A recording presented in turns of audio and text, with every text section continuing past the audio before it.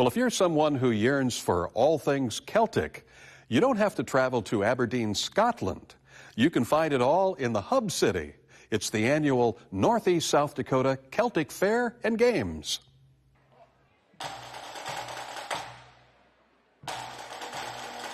We bring in some big-time entertainment. Brian Baru has been with us almost from the start. He was our first pipe band that came in from the cities. We have two dance troupes that come in, the Irish and the Scottish, both. It's a family thing where you can bring your family and you can enjoy and you can leave for a while and come back and, you know, you don't have to repay again or any of that thing. So the people is always the same. That is my favorite. While the pipers play, spectators have a unique opportunity to get up close to animals that are important to Celtic traditions. We are one of the very, very few that include Celtic animals. A lot of them have the dogs, but they don't have the horses. They don't have the cattle. They don't have some have the sheep herding, but they don't have the animals like we do. So that's a really unique feature of ours.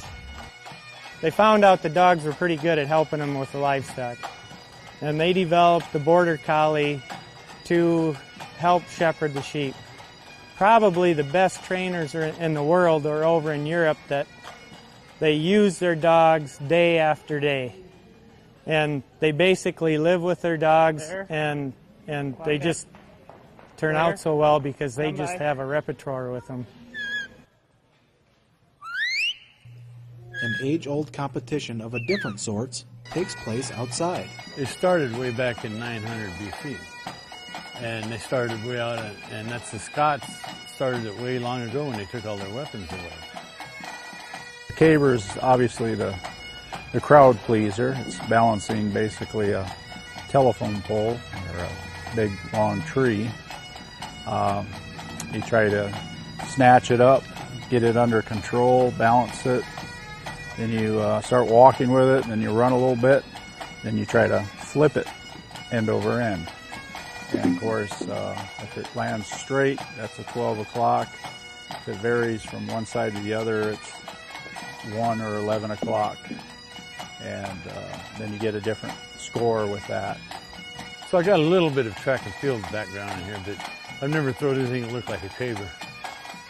I enjoy the competition. I enjoy the camaraderie that you have with all the people. Everybody helps each other, and when you get all done, you maybe drink a little scotch together and just enjoy being with people. It's like a family reunion, sort of. Very similar, because it's people you haven't seen for a long time.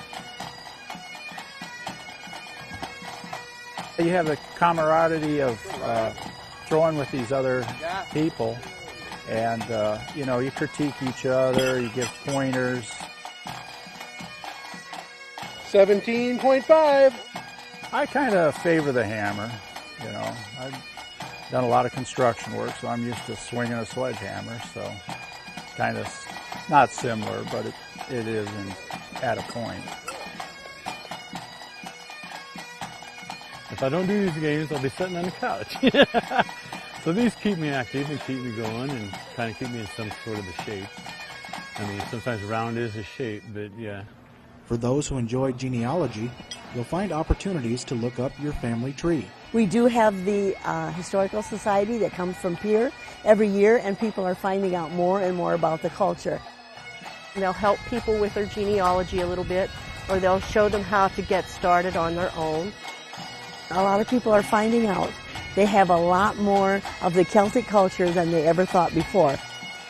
Kind of gives you an idea that no matter where we are, we're all connected, we're all related. So it's just cool.